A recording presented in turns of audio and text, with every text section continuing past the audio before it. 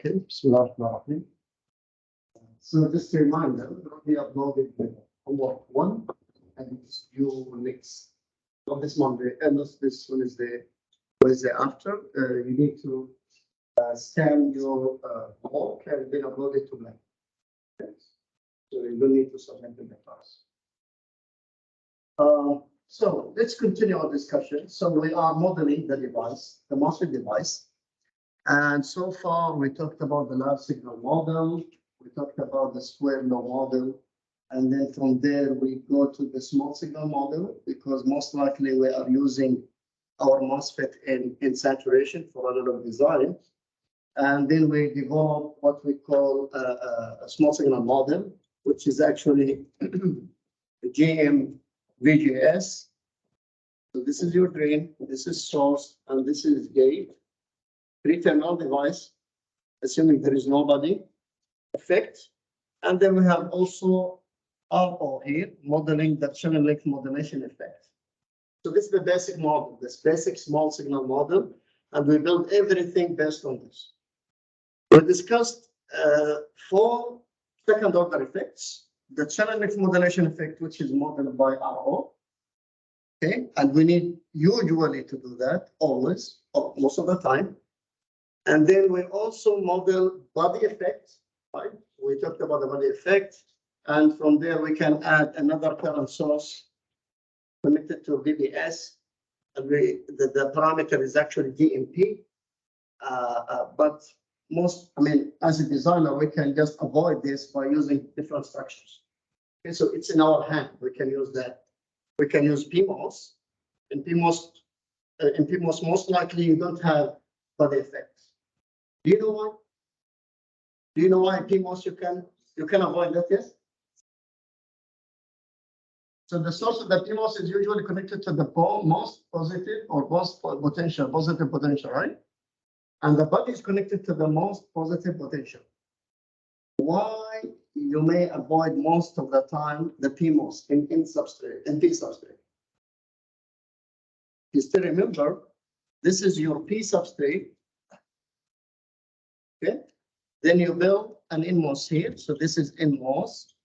Another, this is one NMOS, right? And then you want to make a PMOS. So this is P plus. What I need to do? N1. I need to make an N1, right? So then your body is actually to connect it to the N1 itself. So it is kind of a localized body. So for each PMOS in your circuit has its own PMOS. Body terminal. So then I can connect the body to the source always. I can do that. But it's not the same for NMOS. So this is one. Imagine you have another NMOS and you connect the source to the body. As if you are shorting the transistor. You can give this one here. So this is NMOS, another NMOS, another NMOS. We know the body is connected to most negative voltage. Okay? So imagine someone is using a P substrate and he's shorting these two together to avoid body effect. What he did, he short the body to the source, thinking that by doing this, I am ignoring the body effect in M2. Okay? What he's doing actually? Connecting this one too. This is drain, right? Drain for this one. So this one connected to negative. So as if you are taking this one out of the picture. So what happens? Most likely, when you have open circuit, right? Your MOSFET here is off. But if you have PMOS, so I can just draw PMOS here. Okay, 3 PMOS transistors, and then we know we have body. So the body is connected to positive, most positive, the same here, and the same there. Okay. But we said something in the CMOS technology that for each PMOS, it has a localized body. So I may do something. I can just disconnect this one from the positive terminal and connect it to source without any effect. Okay, this is not this is not possible for NMOS because NMOS you have only one body, which is your substrate. Imagine you are using the table as your substrate. If you are using an NMOS here, connecting the source to the table, then you are shorting everything. Is it clear? So just take the idea of localized body and general or common body or substrate. Okay. If you reverse this one, if you are using in substrate, it will be the opposite. Right? So I can avoid body effect in NMOS easily by disconnecting this and putting that one to the PMOS because I have localized body for NMOS. While PMOS, you should have common body or substrate. Okay? I hope we can blend this together because this is very important when you deal with the process. So you should, in any process, if you have, let me ask you this. If you have triple N1, the thing that we mentioned, imagine then I can put here a B, sorry, M. And inside the N, I can put P. This is what we call triple, huh? Triple N1. So 1, 2, 3. So then I have localized substrate for each transistor. Then I can avoid the body effect completely for both PMOS and NMOS. This is what we call triple well process. Okay, it's I mean it's not available in all generic processes, but you can get that. That's fine. Or deep in well. Sometimes we call it deep in well as well. But do you see what is the problem with having triple well or let's say localized transistor body for each transistor? Any idea? Do you see? Maybe I can use the triple well, right? Like this. Or I can take these two wells all together. So what is the difference between these two processes for NMOS?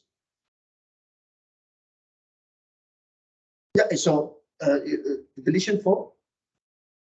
No, I mean the process. What is the difference between a transistor in triple, sorry, triple one, and NMOS transistor not in triple one, like a regular one, which is this one, huh? And that's your transistor, okay?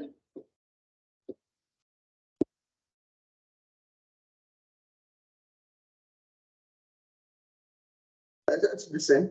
The operation will be the same. It has something with the structure. So imagine for each NMOS, in this case, you are drilling a well, PMOS, N plus, and then making another well, NMOS, and then there are some minimum spaces you need to maintain. So you are kind of having large area, right? So instead of I can use, for example, 2 transistors on this table. Using triple well, I can use maybe 5 or maybe 4 transistors. Because each time I need to make spaces. Okay? So imagine this is your transistor, something like this. Okay, like this one. So this is transistor 1. If I make it in N1, I need to maintain some spaces inside. So this is one transistor. Imagine this is transistor 1, transistor in triple well. So it's taking actually larger area. Okay. So this is, yeah. So in general, something we need to relate things together. It will become clear when you do some work, and actually we are doing the CMOS technology. We'll revisit this concept. Now, what we have covered so far is actually a small signal model without knowing about the capacitance. Okay. And we know for any transistor or any process, you have some limiting frequency, right? You cannot process a transistor signals for infinite frequencies. You have definitely a limit. Okay? And if you look at the transistor again, it's actually what? If you have a, it's actually, if you look at this is a cross section of the transistor, it's actually kind of multiple capacitors you are building, right? Insulator or conductor, insulator, conductor. The same thing here. and there is an overlap. Okay, it's not exactly the same because of the process itself. Some of the N plus dopant material will go under the gate. So that's what we have, or why we have an overlap. So this overlap will create capacitance. Okay. The same thing here, this capacitance of the transistor, if you still remember, what we see from the gate is actually capacitance or capacitor, right? So, of course, if you are turning on a transistor or turning off a transistor, you are putting some charges, taking those charges back. So then you need some time, right? You need some time to turn on, you need some time to turn off. And that will slow down the process. And that's why we have a limit in frequency. Okay? You don't operate the transistors for infinite frequencies. There should be some limit. And that's why we need to develop the high frequency model. If you deal with the frequency, a high frequency like mega or giga to hertz, then you want to include the parasitic capacitors. This is what we call parasitic capacitors. We call them parasitic because they are coming from the process of the fabrication. Okay, we don't want to have them. Do we need them? I mean, are we the ones who decided to have C1, C2, C4? No, it's from the process. Okay. So then we need to deal with them. To deal with them, we just model these. By the way, there are a lot of capacitors here.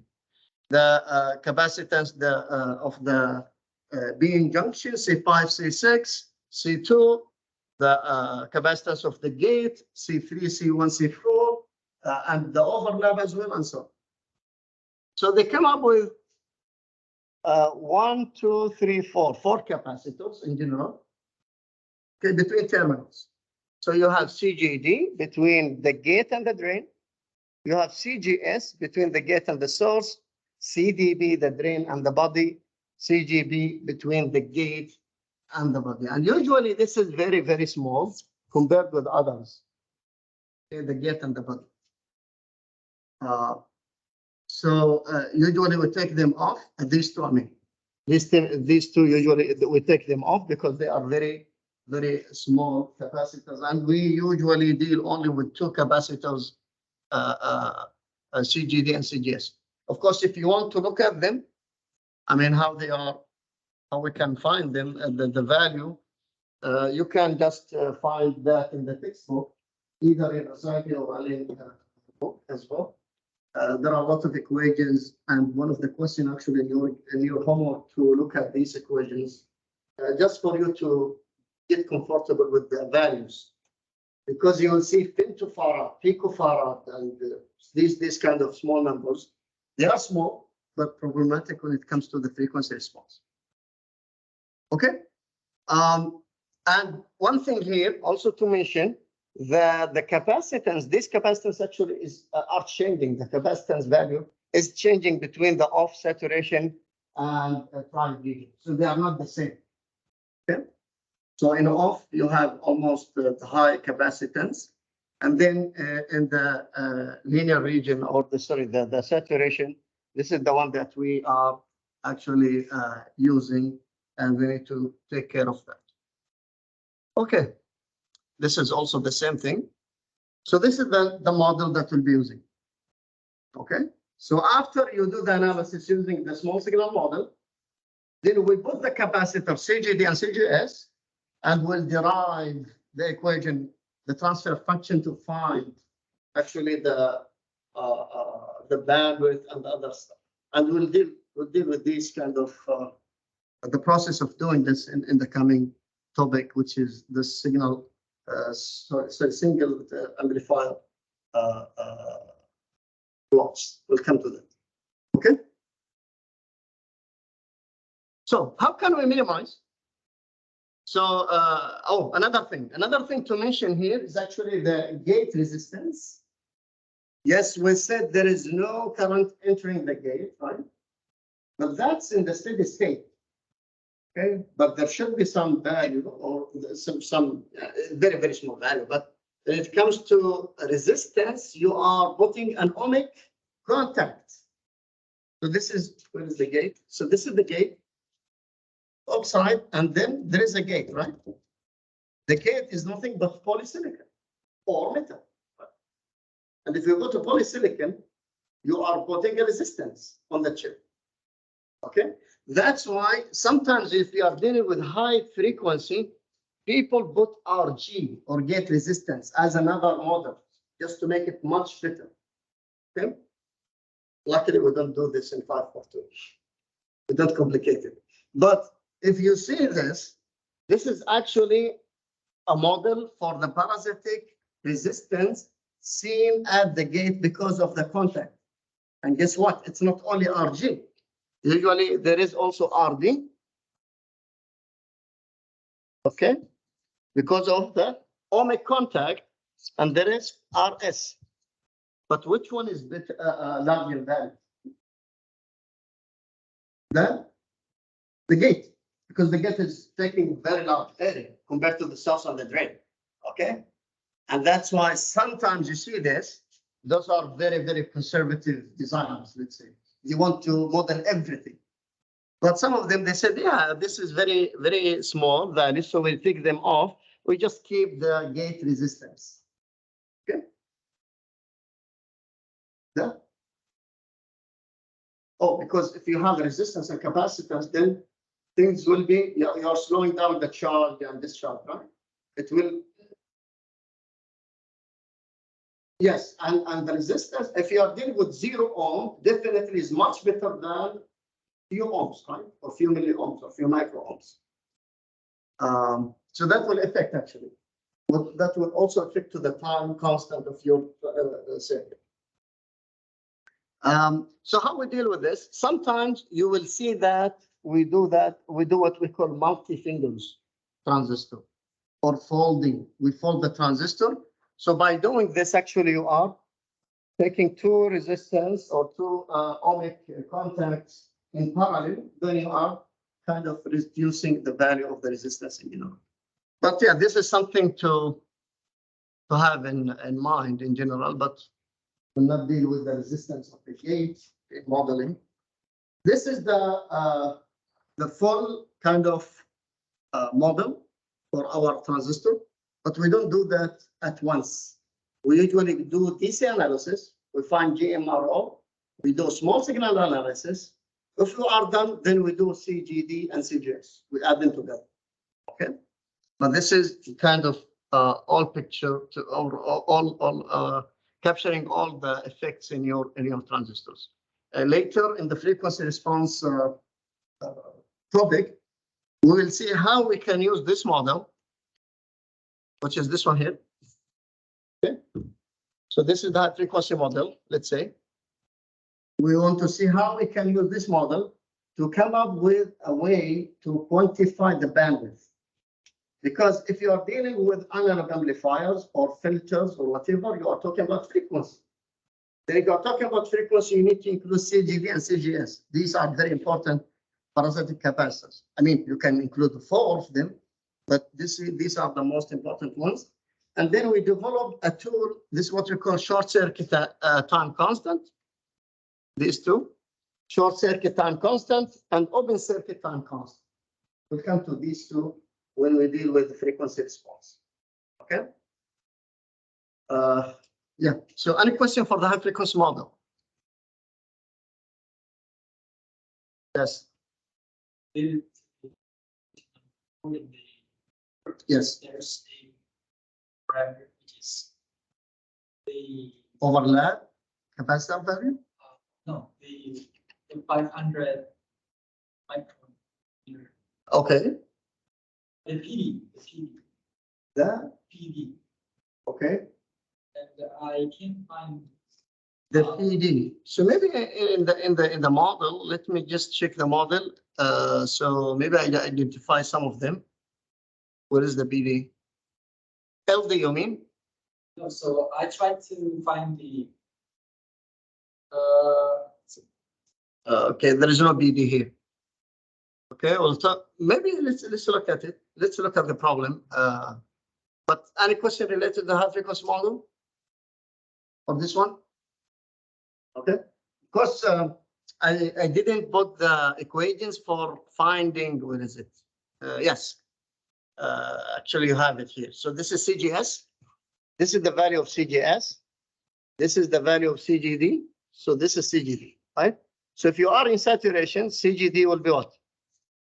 Will be W, which is the width of the transistor, the gate, and C overlap. Okay. Then CGS will be 2/3, the width times the length, C oxide. This is the oxide capacitance of the MOSFET plus the WC overlap. Okay. The overlap coming from it.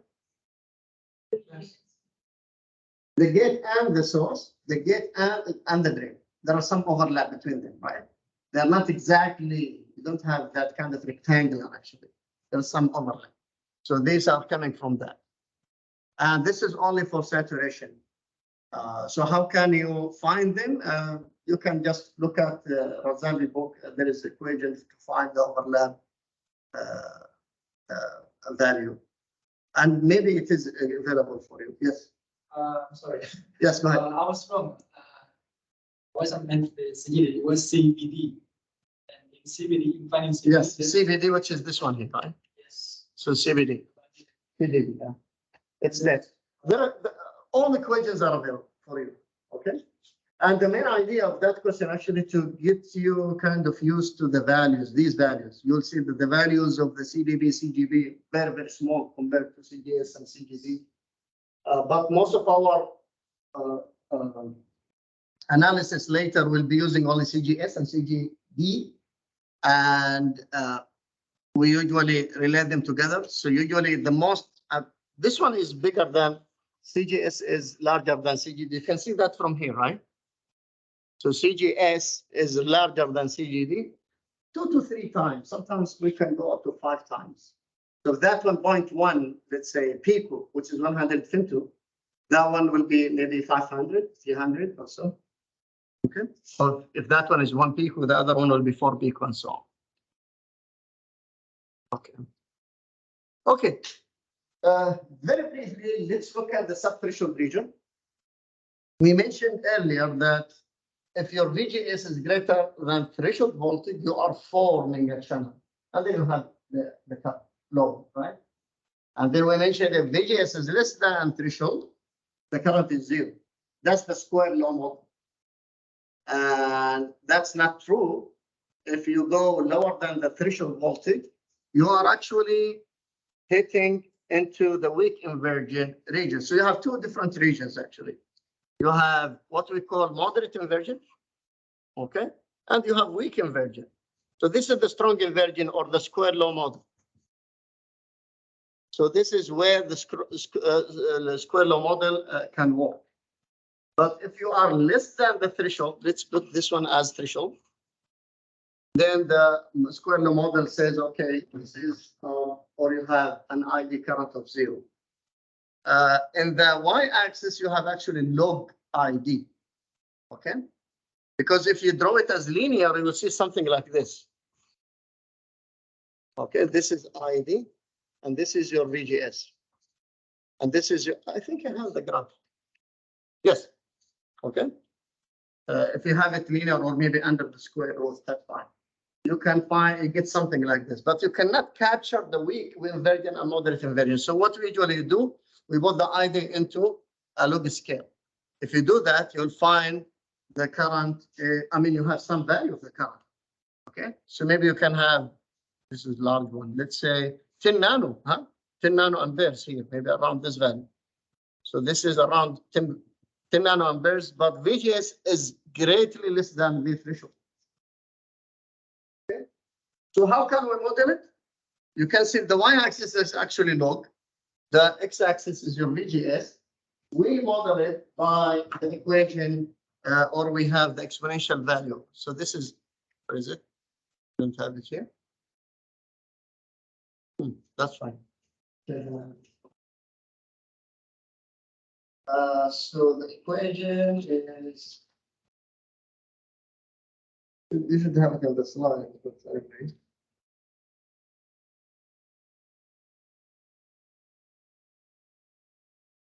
So ID equals or approximately equals. Sometimes they put proportional to, just to avoid the exact numbers, because it's very difficult to find it. I mean, we usually do the curve fitting and all of these stuff. ID 0 and exponential VGS over NVT or V threshold. Sorry, that is thermal voltage. This is thermal voltage. What is the thermal voltage? How much is that? Yeah, so VT equals 25. Let me make it 28.6. So it is 25.8. Okay. Or you can put 26 millivolts at room temperature. 300 Kelvin. So that's your equation here. Okay. And ID0 is actually the off current.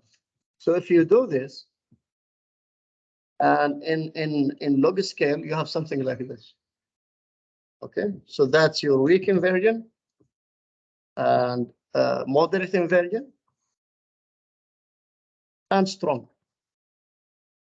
So strong, we don't have problem. We are using the square law model, but in the weak and the moderate inversion is very complex. There is no model. I mean, there is a model, but a very complex one. I can maybe share the paper with you. We call it EKV model. EKV model. Okay.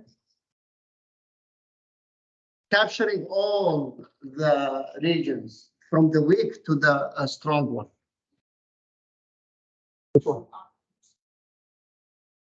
I D. What do you mean small?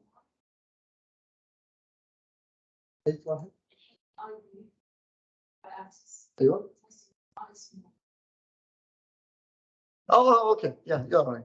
Yeah, that's fine. So you mean the full idea? So this is your ID off. And this is what we call off current, or the current where you have your or the transistor is starting from that value. And usually it is changing. If you are doing high or better nodes, this off current is actually increases. Is it bad or good? ID will increase. Could be bad, huh? Right? Could be bad. It's actually still be bad. Okay, because if you do this in length and width, it's actually as if you are increasing the capacitance value compared to the large one. Okay. Also, one more thing here, we define what we call subthreshold. So subthreshold slope. So N is actually what? N, the one you can see from here, is actually what we call subthreshold slope. Okay, and you can find it from the graph. And I believe in your lab 1 or assignment 1 in cadence, you will do this. So you will characterize the transistor and find the subthreshold. Okay. Why you are interested in subthreshold region? Well, by the way, we can model the transistor. So you can take the transistor and subthreshold to be as if you have a capacitance and then connect it to a BGT. Because at the end of the day, the BGT is actually exponential, which is that guy, right? And then the capacitance just to have or to kind of act your oxide. So we can take this one. This is your oxide value. The capacitance seen from the gate, because you see from the gate is your oxide value. Okay. You can think of that this way. So if you see this symbol, is actually a MOSFET in subthreshold capacitor with BGT. But why we're interested in transistor?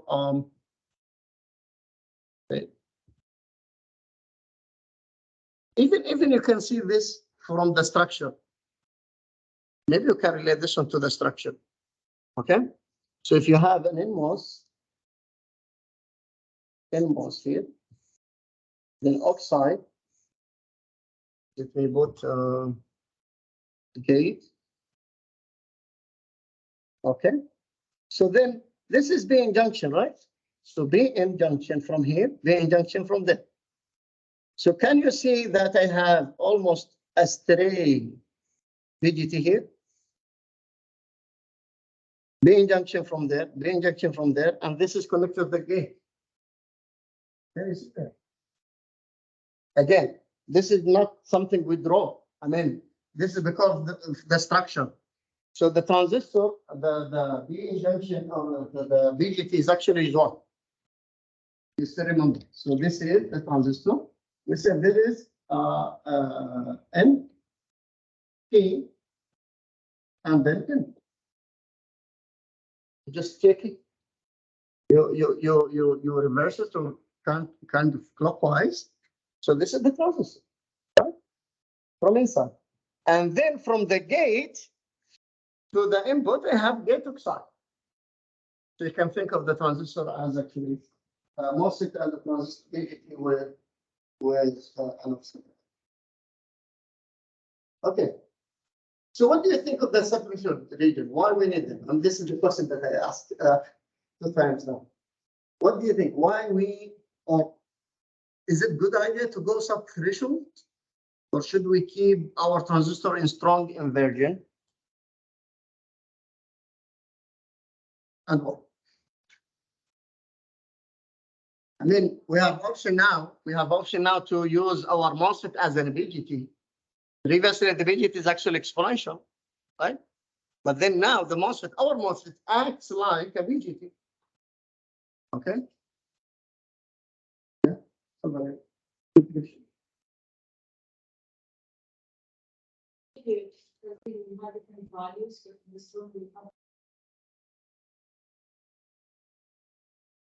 Okay. Similar value. So the current is, if you look at it, by the way, the current is higher, right? Even in maybe 2 orders of magnitude sometimes. If you have there 1 nano, maybe you can get up to micro and the other and the strong inversion. This is log scale, by the way. This is log scale, the y-axis. Any thought? You should have taken this before, right? Anyone? Oh, and also we mentioned this very quickly. So now, if you have a transistor that is working fine and you can model it, I can use it as an amplifier, and it takes only nano amperes instead of 1 micro. So that's good from the power consumption, right? So imagine then you take this one and put it into a system, and then you put or you bias your transistor to work in sub-threshold. So instead of using, let's say, I don't know, let's say 10 micro watts, you are now dealing with maybe 100 or whatever nanowatts. Okay, well, let's even make it better. So what? 10 nanowatts. Okay, and even if you go to the IEEE Explorer, you'll find a working amplifier and a working transistor or a working circuit with peak watts range. Peak watt is not almost not. And if you have a point battery, it will live maybe for 100 years. Okay. So if you have, and this is actually this one drive what we call the implanted devices, because once you have an implant inside the body, you don't want to take it out and put a battery, right, or charge it. Of course, you have other ways to charge using RF charging and other stuff, inductive or capacitive. But this is the main concept, that you want to have a very small power. Okay. So then I use almost nothing. Not only that, maybe I can get rid of the power, the battery itself. I can get the power from maybe small solar cell or maybe temperature difference, which what we call TEG, thermoelectric generator, or other stuff, right? Maybe the mechanical vibration. So if you just have very quick movement, then you have a lot of power to power these devices to last for a while. Okay. But the problem is actually with this, you have the speed is an issue. If you put more power or more current, you are having higher speed for your circuit. So threshold is kind of a circuit or a domain, let's say, where you have a low power but low speed. Okay, very slow. And this is okay for biomedical applications, by the way, because in biomedical applications we deal with low frequencies. Okay, and we require very low power. So that is perfect for us. Okay. So keep this in mind. Okay, any questions for the subthreshold? Before we go to the second one, very quick. Any questions? Answer to your question because you want to have a small power. Exactly. Yeah. Small power consumption. And of course, sometimes you want to have a BGT, okay? In a way, you want to see an exponential in your transistor. So maybe if you want to synthesize an equation or something, and that equation requires to have an exponential, then maybe you can think of a MOSFET in subthreshold. Okay, why not to do a BGT? What do you think? Why not to do BGT right away? And instead of doing MOSFET that acts like BGT, why not to fabricate a BGT? That's it. I mentioned this on the first class. The regions, okay.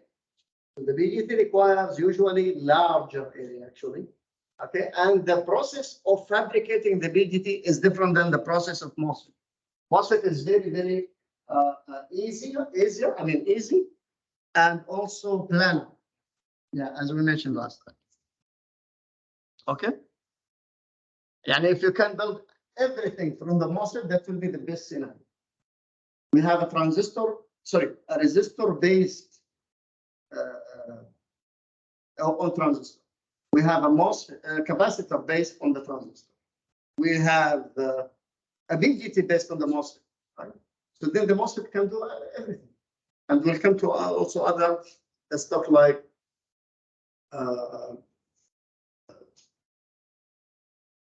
should I say the diode connected device. We'll come to that later.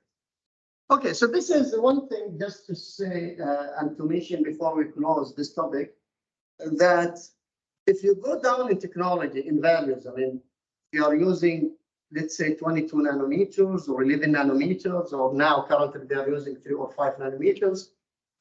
This is, of course, for digital, not for analog. Usually for analog, we are okay with higher values, like 45, 65, and so on and so forth. So the control of the current from the source to the drain is very, very weak. Becomes very, very weak. And the current is always kind of going from the source to the drain. Okay? So we don't have that control. So we are losing what we claimed before. The MOSFET is actually what? The main idea of the MOSFET that you can make it is a semiconductor device. So sometimes it is conducting, sometimes it's not conducting. With that kind of thing, that the source can go to, I mean, the drain current is always going through or normally on, now you are losing.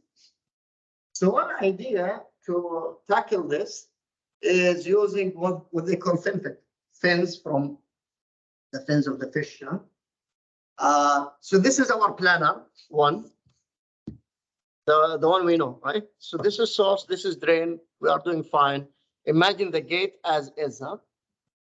Then, because the source and the drain very close to each other, they said, okay, let's now make the source and the drain in 3D dimension kind of thing. So we make a 3 dimension and wrap the gate around it.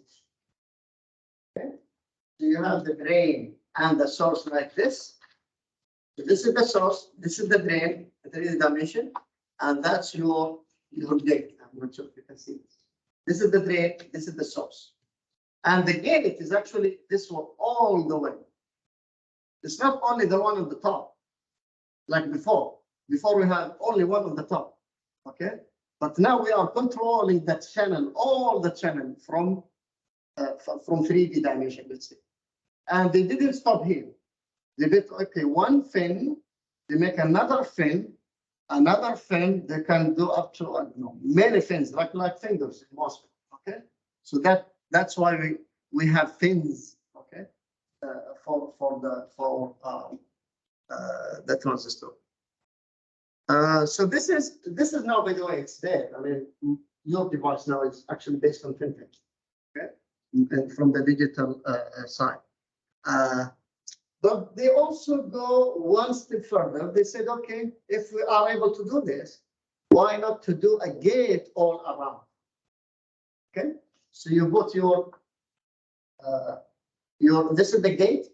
So instead of from here all the way there and then you stop, still there are some kind of uncontrolled region here. Okay, so why not to keep them all around? And that's why we have what we call GAA FET. That's gate all around transistors based on nanowires actually and nano sheets sometimes. Okay, so these are kind of emerging technology that get all around. And the main concept here, the main idea here that I want to convey to you that you are losing the control of the drain current in low technologies or high or advanced technologies, let's say. Then they come up with the gate all around or FinFET structures and so on and so forth. Okay. And there is a very nice YouTube here if you have time to go over it. Hmm? Yeah, it's removed. Removed, okay. Maybe we can find another one. Okay. So what we have covered so far, maybe kind of give you an idea about the complications of the MOSFET. It's not an easy device. Okay? There are a lot of things happening with that MOSFET. So we need to model it in a way to make it usable. So as an analog designer, we don't go and derive the equations every time. We have something in mind. We can design stuff. We know the main behavior of the transistor. But at the end of the day, we need to go to the simulator and put your circuit in the simulator, make sure it is functioning well, then you take it to the next step. So there are a lot of simulators. SPICE, simulation program, integrated circuit, emphasis, it's just one of them. So we have ELDO. Okay, so this is one. Spectre, this is the one that we'll be using in Cadence. And others, we have LTSPICE. This is very virgin. And also PSPICE is something you know, I think, from your undergrad. And then we have levels. So there is level 1, this is level 2, level 3, and level 49 up to even 100. And as you increase the level, it actually increases the complexity of the device. And I can show you only one level here. So this is the level 1. Okay, so you can see how many parameters. So imagine you want to use all these parameters and put them in equations. So it's like kind of complex, huh? And this is only level 1. How about level 49 or level 100? How many parameters there? There are a lot of parameters there. I'm not sure if I have. No, I don't. If you can just put in Google level 49 in MOS and see all the parameters. There are many parameters. Okay, maybe around 60 or 70 parameters. And we don't deal with that. Let the computer do that for our case. Okay, but of course, who make these models? We, as designers, we make this model. So part of our job as analog designer, some of them, not all of them, they do model.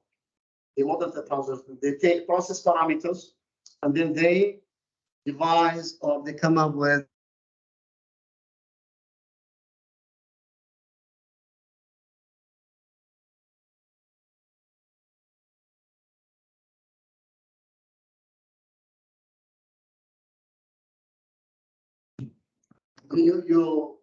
what did I say?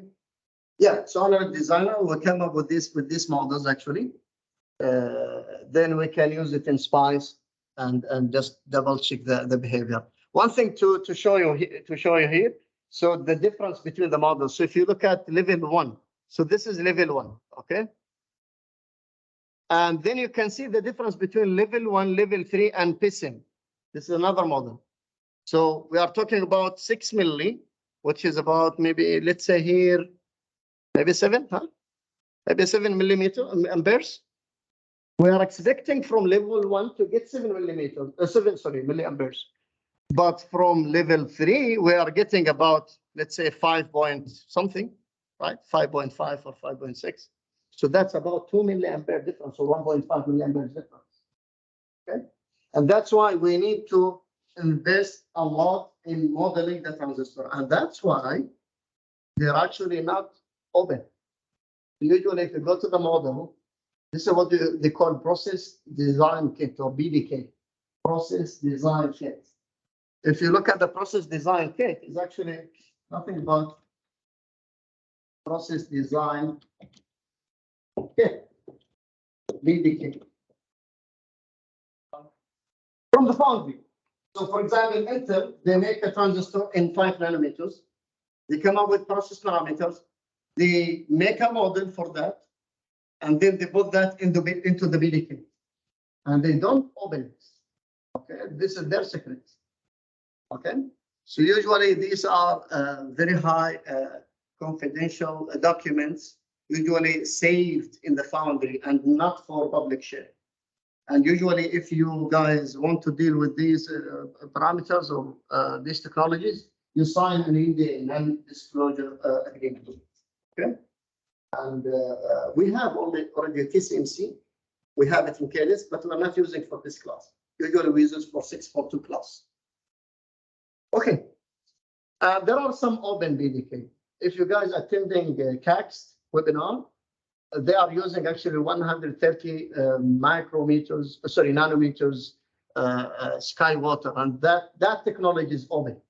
Okay, so you can use it without an NDA agreement. Okay, I will leave that to next time. So we'll do that, and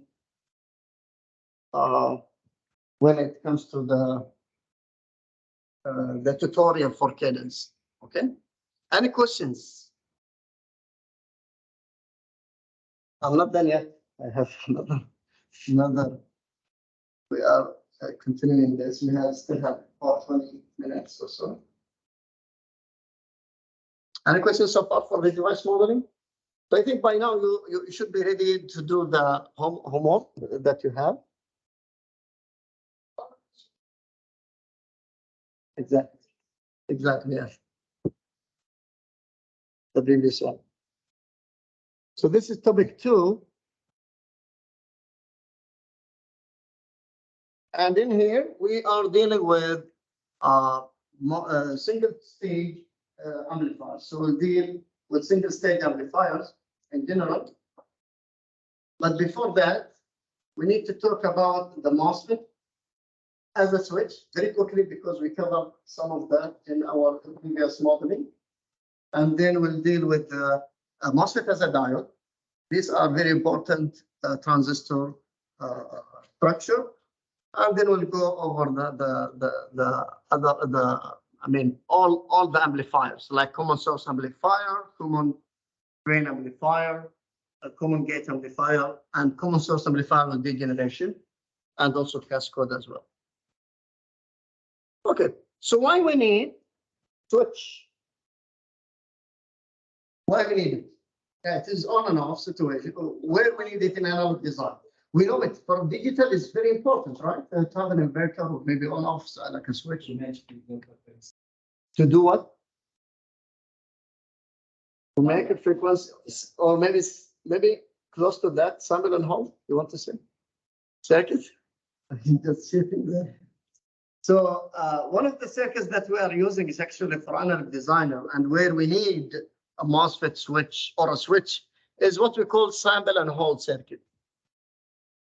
Okay, because at the end of the day, if you want to sample, hold.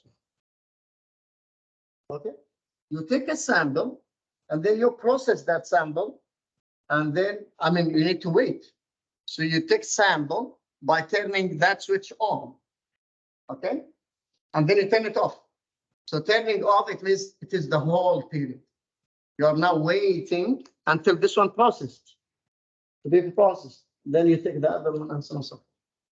The other example is an analog to digital, sorry, digital to analog converter. So you are having these switches fed by a digital word, your digital input, and then you are taking a reference voltage one time, once every time, then you are holding or making a digital, sorry, analog output of that. We may use it also for what we call switch capacitor converter, okay? Both of them, both of these, and we'll stop here, not to give you too much applications, but definitely it is very important device, okay? Okay, and we talked about this very quickly last time, that you can take the transistor and model it as a resistor, right? And we know what's the equation for that R1 for the NMOS? 1 over, right? Kn over drive. Okay, so keep that in mind. 1 over Kn over drive. Yeah, so very easily. So R on is actually nothing but 1 over Kn over drive. And this is Kn. We know this is all of this Kn, and this is your overdrive. Okay. And it is the same for PMOS as well.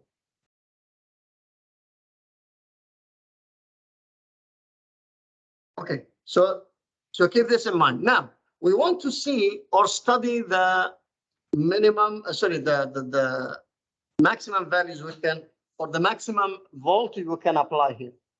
Okay. But before that, let's find out the minimum and the maximum. Of course, if you are dealing with a switch, you want to design the switch based on the minimum resistance or the maximum resistance. What do you think? The what? The maximum, right? That's the worst case scenario. Because usually as engineers, we hit for worst case scenario. And the worst case scenario for us is actually what? The R on maximum. Okay. So if you take R on, that we know the equation is 1 over Kn over drive. And I put it this way, then I open it like this. So this is Kn VGS minus threshold. VGS is nothing but VG minus VS. Right? And now, what is Vx? Or what is Vs? It is Vx here, or it can be Vy, by the way. It can be both, huh? So maybe you take one of them and find the value, check the value of that one. So then you put this one as Vx maximum or Vy maximum. Okay. So it is related to the input and the output. So the resistance is not exactly clock voltage and that's it. No, it is resistance. It is based on the V input and V output. And that's why you need to find out the what we call the dynamic range, or the minimum signal we can apply and the maximum signal we can apply. What is the condition for transistor to be in tri-region? We have two conditions. VGS, let's start with the first one. VGS should be greater than or equal V threshold, right? This is the main thing, because you need to be in triad region. This is the main equation. The second one is VDS less than or equal, greater, less than V over, VGS minus threshold, right? And now imagine this is your input. So let me call this one input, and this is your V output. So what is VGS? VGS is nothing but V clock minus V input, right? So this is from this equation. Greater or equal threshold voltage. Let me see if I have, yeah, I have space. So now what is the clock voltage? The clock voltage should be more than or equal V input plus V threshold. Okay, so this is the first First, maybe constraint, let's say. Now, let's go to the second one. What is VD? I mean, VS can go with VS, right? VS from both sides can cancel each other. So what is VD? V out. So V out is less than, what is VG? V clock minus threshold. So can I say V clock should be greater than V out plus threshold? Right? So every time in the transistor as a switch, you want to maintain V clock greater than input or the output by threshold to have a nice operation. Okay. Otherwise, your transistor may go to what? Either in saturation or maybe it's off. So keep that in mind. And of course, from here you can find the minimum and the maximum input you can apply. The minimum and the maximum output you can use, right? So you can relate things together. Yeah, so this is what you have. And it is the same thing for PMOS. So in MOS, you need to maintain V clock to be higher than the input or the output by threshold voltage. In PMOS, it's the opposite. You want to maintain V clock less than the input or the output by threshold voltage. Okay, because if you're applying the same equation, you will find it the same constraints. Okay, so that's the key. Your threshold voltage is the key.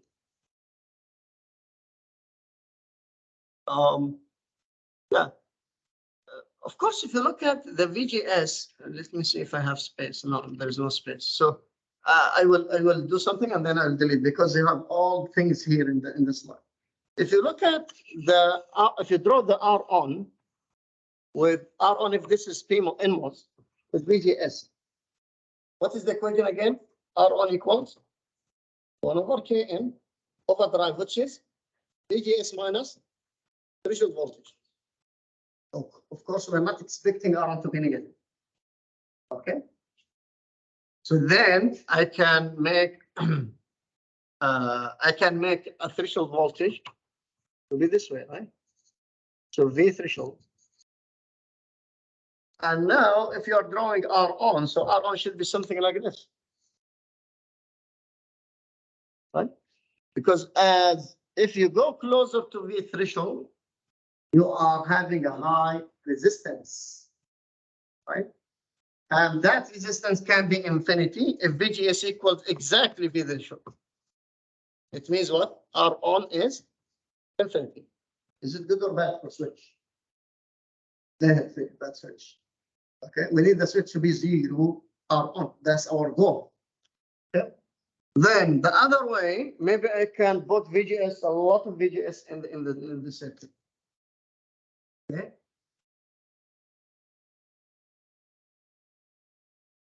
Yeah. Okay. Of course, VGS cannot be less than V threshold. Otherwise, then you have a negative impedance. So another way to look at this, to find the minimum and the maximum, we said, okay, why not to find or apply 4 times R on. So we think that this is the minimum. And this is the main idea of this kind of derivation. This is your R on minimum. Okay. And then let's say, okay, I can allow until 4 times. So this is 4 times. This is the value, huh? 4 times R on minimum.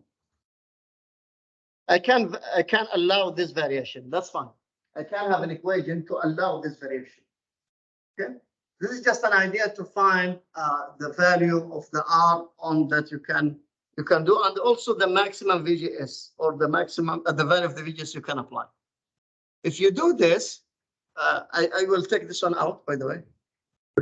So you can find that the maximum current, the maximum voltage you can apply here is actually that much. Okay. And I have actually an equation for you. I mean, an example. If you are using a clock equals to VDD, which is 1.8, and your threshold voltage to be 0.4, which is most likely the case with our 180 nanometers, then you have the V minimum maximum of 1 volt, almost 1 volt. So you are very close to half of the range, right? And instead of using 0 to 1.8, all of the range, I'm using only 0 to 1.5. 1.05, which is 1 volt. So how about the other 0.8? I'm losing that. So the dynamic range is less, okay? Because of the issue that I mentioned already, that you cannot apply high resistance. Maybe you can apply 5 times or 6 times, 7 times, that's fine. But we're using 4 times, just an example, okay? But there is an issue, the dynamic range is less. The same issue happened with a PMOS. It will be the same issue, okay? The other problem that we have in the MOSFET switch, if you connect this one to VDD, let us imagine this is VDD, okay? And let's find VY, the value of VY. Child reduction.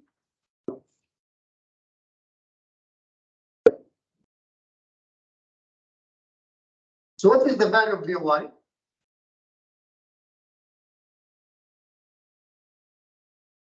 So now VGS is what? Or VDS? VDS is what? VDS equals, sorry, greater than, this. Found this before, right? So VGS greater than threshold voltage, right?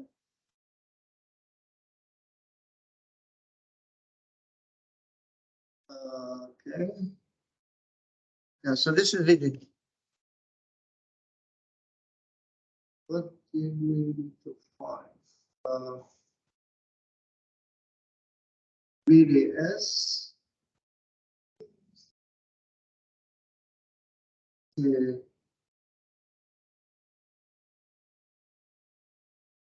Yeah, we need just to show that the value of VY. What is VY? Can you see that? So let me just take this one out. So this is VDD. We are applying a, we are checking the NMOS to apply for VDD. I mean the value of VDD. And this one is also VDD. Okay. And this is 0, before it is 0. But then we need to check how much of value we can find. Of course, from the equation that we found earlier, what is V clock? In terms of VY? It is, yes. So V clock should be greater than what? VY plus threshold, right? And then what is VY? So VY is less than V clock, which is what? What is VY? V clock. VDD.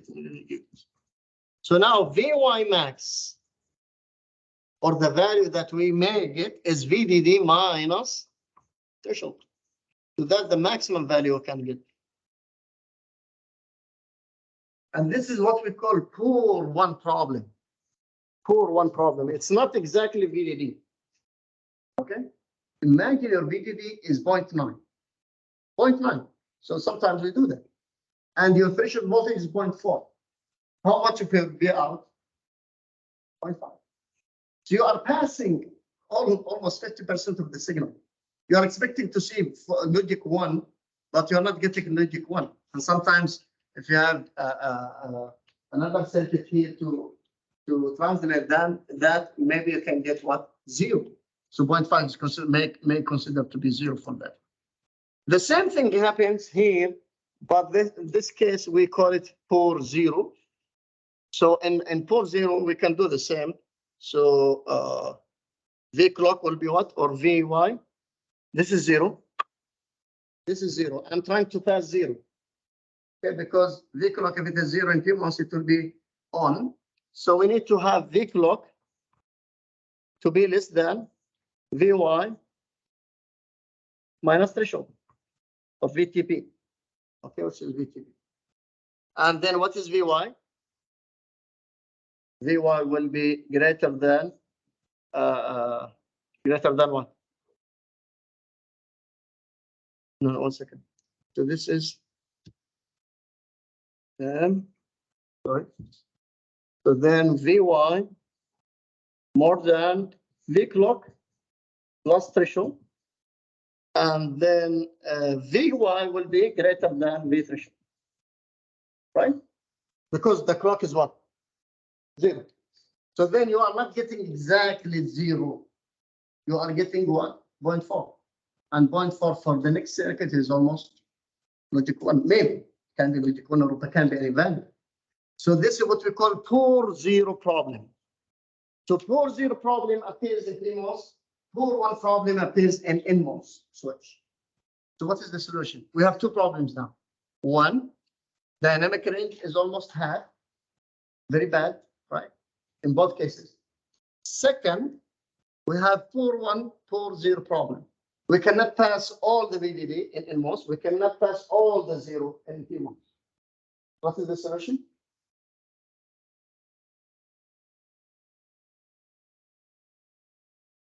You mean the V threshold? Yeah. Any idea? Any thoughts? How can we resolve the problem? I mean, do we have a poor 0 here? No, we are good in 0. We are passing 0, fine. But there is a problem with 1. We have problem with 0, but we are good in 1. So both? Instead of 0, we use 1 instead. Combine them, right? We can combine them. So maybe we can combine them to rectify this issue. I mean, we can use, if you are passing 0, you are using this. If you are using 1, passing 1, you are using the other transistor. And this is what we call transmission gate. I'm pretty sure you saw that before. So the transmission gate is actually a PMOS and NMOS together. And you can pass 1 fully or 0 fully without any issue. Not only that, you can also have a low R on, because now imagine this is an R on here. So as if you are using 2 R on in parallel. So R on in MOS, R on PMOS, and then of course their parallel combination is this in value, right? You are using you can think of them to be less in value. Not only that, but also the dynamic range is better. So instead of only using 50%, you are using 50% for NMOS, you are using 50% of the PMOS because you are combining. But also, what is the problem? What? The value of RO? I mean, it's okay from the, which one is better? Is it this structure or the previous structure from R on? Which one will give me less value and resistance? This one, for sure, this one, because you have 2 transistors in parallel. So the equivalent resistance definitely will be less. Okay? But what is the problem? If you can see that before I'm using only 1 transistor, and now I'm using 2 transistors. So I'm doubling the N. Right? Second, there is a clock. Before it's only clock, either VDD or 0. But now I need to have another inverted clock. So I need what? Inverter, right? We need an inverter. So if you have a clock, this is the clock signal. You need to pass it through an inverter. This one will go here. The other one will go there. So you are also need another inverter in the circuit. Okay. So we're not only doubling the value here of the switch, also we need an inverter. Okay. And sometimes we use these symbols for the transmission gate. TG, we call it TG. So transmission gate can be also, if you see these symbols, is actually, or they are actually nothing but a transmission gate. Yes, go ahead. Yes. Yeah, so 4 transistors in total. You need 4 transistors to make a transmission gate. Okay. So in general, maybe I can.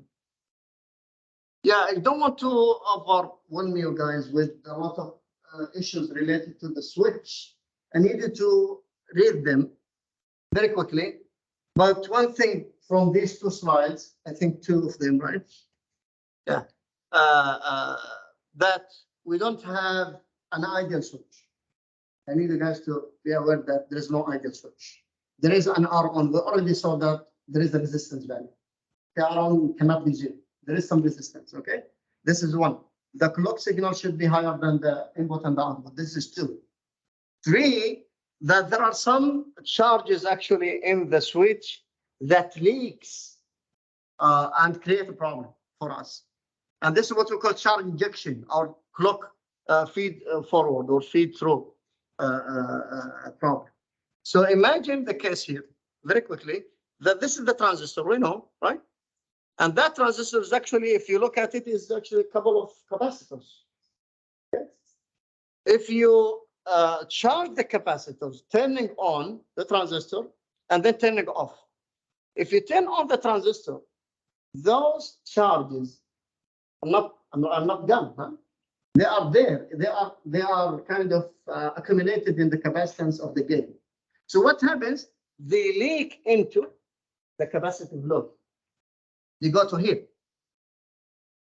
And instead of, so you are turning off the transistor thinking that there is no charges. Okay, that is the case. That's correct in general.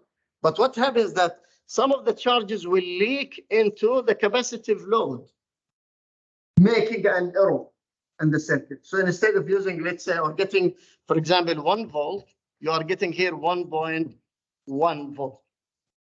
Okay, and if you are dealing with analog, that's an issue. Okay? So this is what we call clock feed forward or clock injection or charge injection coming from the clock. One solution for that, going back to TG, because if this is conducting, the other one is not conducting. So any charge here will go to the second one, which is not conducting. Okay, as if you are using it as a reservoir. So one is conducting, the other one is not conducting, sitting there. The charge will leak to the one is not conducting. So it will not go to the capacitive load. Okay. The other way, sometimes they call or they use what we call dummy transistor. They put a transistor just to take the clocks. So the clocks will not go to the capacitive load. Okay. So it will go to the one in the dummy transistors. And again, because of the gate capacitors. Okay. This is very critical when you deal with the very fast data converters, analog to digital converters or digital to analog converters, or very fast sample and hold circuit, and with very, very small capacitance value. If your CL is very small compared to the channel, if you are using pico, 1 pico or 0.1 pico or 0.5 pico, then you are very close to the value of the CGS. And in that case, you need to be very careful. Okay. So if you hear the word charge injection or clock feed through, this is what we mean by that, creating an error in the signal coming from, or you're taking that as a sample for your circuit. So in general, if you are dealing with a switch, so as you can see, the switch is also, although it's a switch, but for us, it's an issue that we need to look at, or we need to design it in a proper way. So one thing, maybe you can use an MOS or PMOS, but in that case, make sure that you are using only 50% of the dynamic range. Okay, keep that in mind. If you are okay with that, that's fine. You can use it. So instead of processing all the VDD, you are processing almost half of the VDD. Okay. The other way that you can use a CMOS, and in CMOS you can use all the range from 0 to VDD. Also, one thing that if you are using the transistor, so if this is your transistor and this is your capacitor here, see, then this is of course modeled as a resistor, right? So at the end of the day, this is R on and this is C. So we know this is a linear circuit with time constant equals to R on multiplied by C. And this is driven by what? Driven by the clock with some frequencies on and off, right? So then what is the frequency I can use here for this structure? You want to make a frequency, you want to make, sorry, a time constant that you can charge and discharge easily and comfortable, and you are comfortable with in one single period of the clock, right? So this is your clock, on and off. You want to charge and discharge in this period. And that's why we make that condition. So you want to make the time constant of the circuit to be much, much less than the time constant of the clock. Okay. So instead of, I mean, if you have this clock, then maybe I can put my time constant to be this much. But this is of the circuit. Okay. Is it clear? So if you are using, for example, if you are using a T clock of 1 second, which is large, what will be the T circuit? Let me call it circuit, much better. Or the switch. Less than that, right? And we call, I mean, we make it much less than that. And electronics usually tends to multiply by 10 or divide by 10. So if I say, okay, something is much, much less than something, that is less than that by 10 times. So if this is 1 second, I can make this one 0.1 second. And then I can do my design. Okay. So you want to keep the time constant of the circuit much less than the time clock or the time constant of the clock. Okay. And you know how to find the time clock, right? So the time of the clock is nothing but the frequency, the inverse of the frequency of the clock. Can do that. 6:17 over time. Okay, so I will do this example next, inshallah, but it is about the switch. We'll do the diode connected device and then we'll dive into our amplifiers. Okay. I think there is no question, right? Okay, so we'll stop here and see you inshallah on Tuesday.